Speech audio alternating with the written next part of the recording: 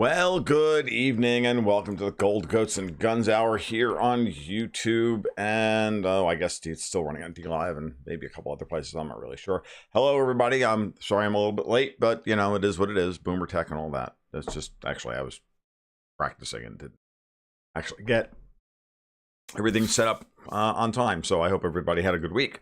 And we'll wait for some people to throw into the chat. And there we are. So cool. It's actually working. Everything's fine. I didn't fuck anything up, and here we are. It is Tuesday. It's January 11th, 2022. It's the second live stream of the year, and we have a lot to talk about. My name's Tom Luongo. Let's do this. Okay, so as always, I have the stream set up on Odyssey. We'll be moving over there in about 15 minutes. After about 15 minutes over here, per the usual, so that I can, you know, what do you call, speak more freely, because fuck YouTube.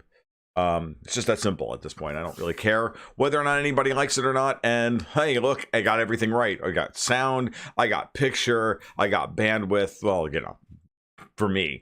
And we're good to go. All right. So what do we want to talk about tonight? Well, I think obviously we should probably discuss the what looks like a non-event over in Geneva with the talks between the United States and Russia over Ukraine. But, yeah. And yes, user 13, they are new glasses because, you know, $39glasses.com allows me to, you know, go through glasses, you know, pretty quickly and really care. So, you know, yeah, these are this, yeah. So there you go. Yeah. So that's what we're going to discuss for the most part tonight. It's funny. I was watching an article. I'm sorry, an article. I was watching an article. It was watching a video by Alexander Mercouris over at the Duran because they've been killing it with their coverage on what's going on over in Ukraine, over in Geneva about Ukraine, and trying to keep up with things while I work on this month's newsletter and try to keep from losing the dog and, you know, all the rest of the craziness that has gone on around my house in the last 24 hours. So I liked what Alex had to say about. I was watching Alex's stream, the video on this, and it really came to my attention when I started to think about it, that the U.S. is approaching these talks in exactly the same way that the EU approaches Brexit talks or any negotiation about anything, which is that they don't negotiate.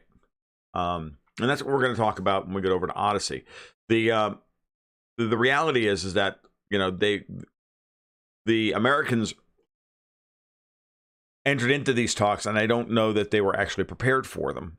And that's one interpretation. Alex did a video on this over at the Duran earlier in the day, and it was their conclusion that, well, that the U.S. really wasn't prepared for these talks. I'm just trying to like move the light around so they're not quite in my glasses, and you know, and that they got like kind of smoked by these things, and those smoked out, that they weren't like prepared for them or anything else. I'm like, I don't know about that. I tend to, I mean, it's not that I disagree with them, but I think there's a deeper game afoot here, as always, which is that this is part of the strategy or long-term plan or whatever of the people who have put all this together. In that, and you know, but when I say that, you know, I'm speaking about what I call Davos. There's it whenever you see incompetence of this level, and the Americans by all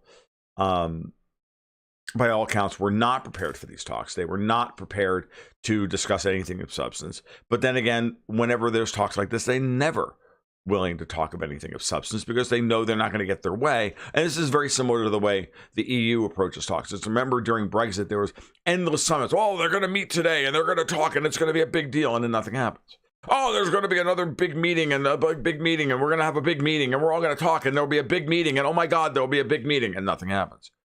And then there'll be another big meeting, and then 5 days later, well, we're gonna have to talk again. There'll be some, and we'll have, and the talks were constructive, but nothing actually happened. Where both sides basically presented their argument, and nobody did anything. This is very typical of the way the the European Union negotiates. It's very typical of the way the entire West negotiates, especially when those people are in the throes of Davos.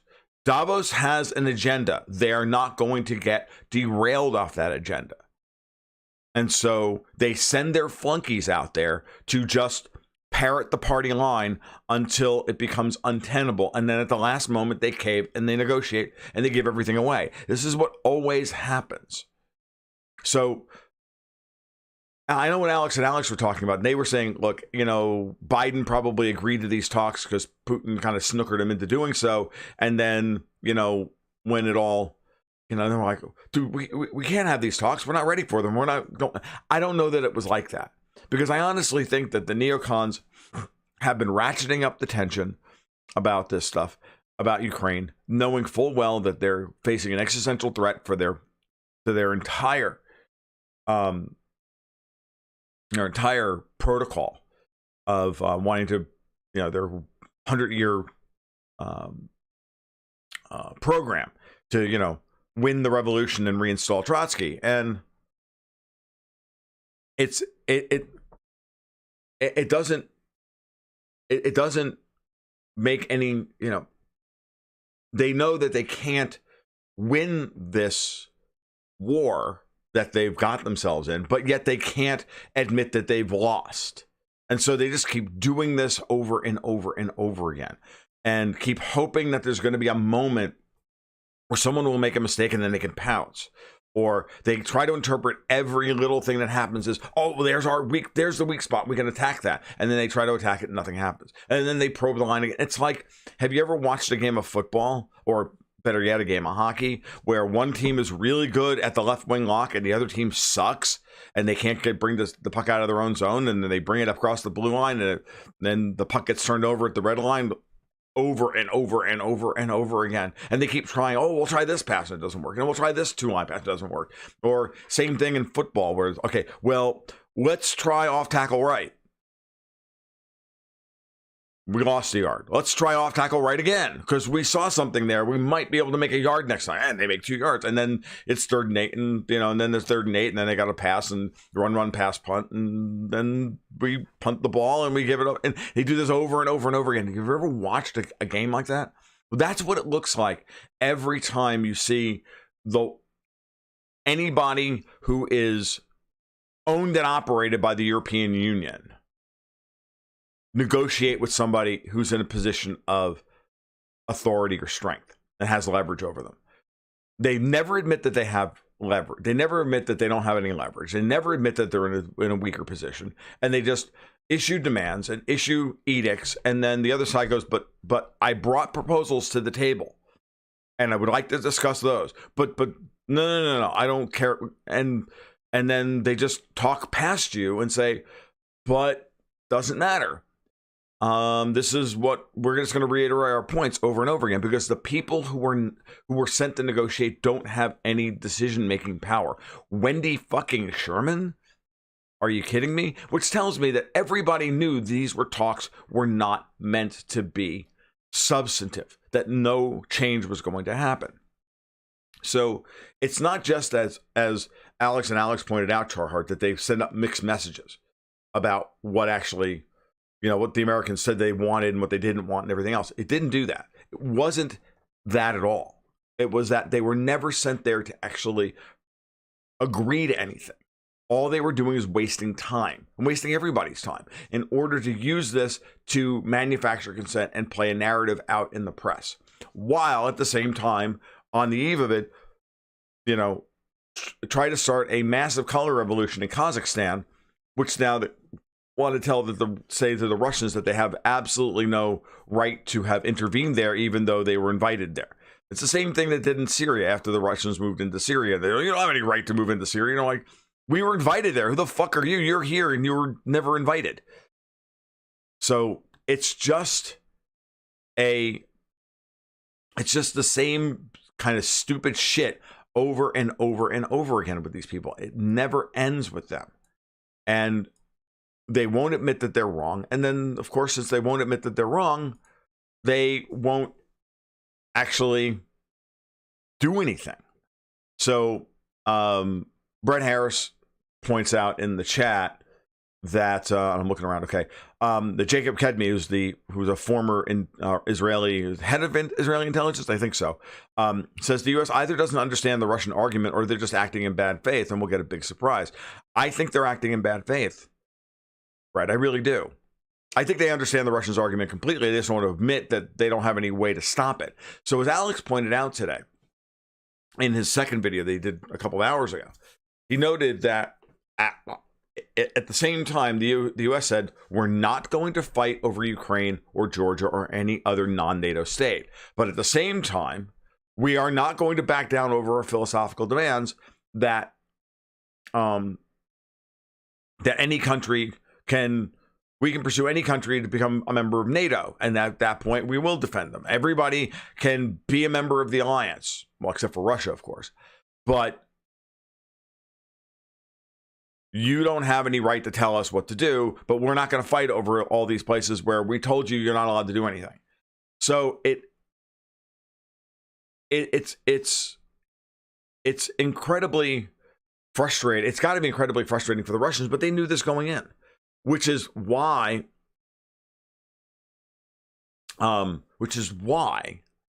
they issued formal written, basically, demands, right?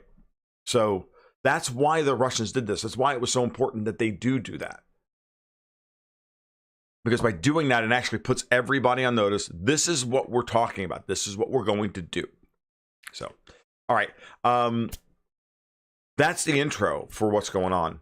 Or what we're going to talk about over on Odyssey in about, I don't know, 4 or 5 minutes. I'm going to check up on the status of the stream to make sure that it's been actually ready. It is ready to go. So we are, it is like set up. All I got to do is change the OBS settings and we can do that.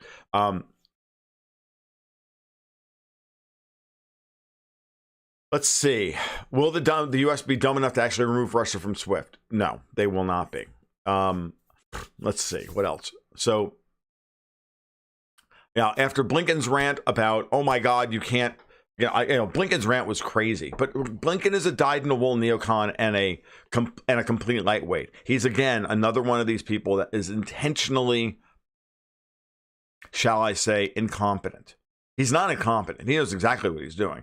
He's just there to tell us. I mean, honestly, is Anthony Blinken response to all of this stuff really any different than Michel Barnier during Brexit talks?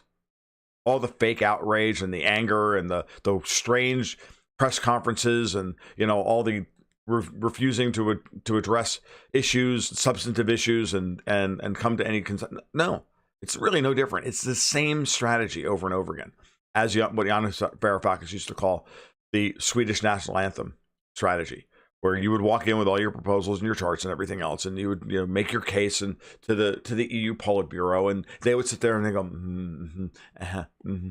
and then they would just go on and continue talking after you were finished, as if they never stopped their previous conversation, and it was as if you sang the Swedish national anthem to them, and they didn't understand a word of Swedish. That's the way it works. And that's what happened in Geneva to some extent. Now, I've got some more kind of color on this when we get over to Odyssey, because I think it's actually more substantial than that, but I'm going to leave that for later. So why don't we all start wending our way over to Odyssey? I will put the link to the stream in the chat. There it is.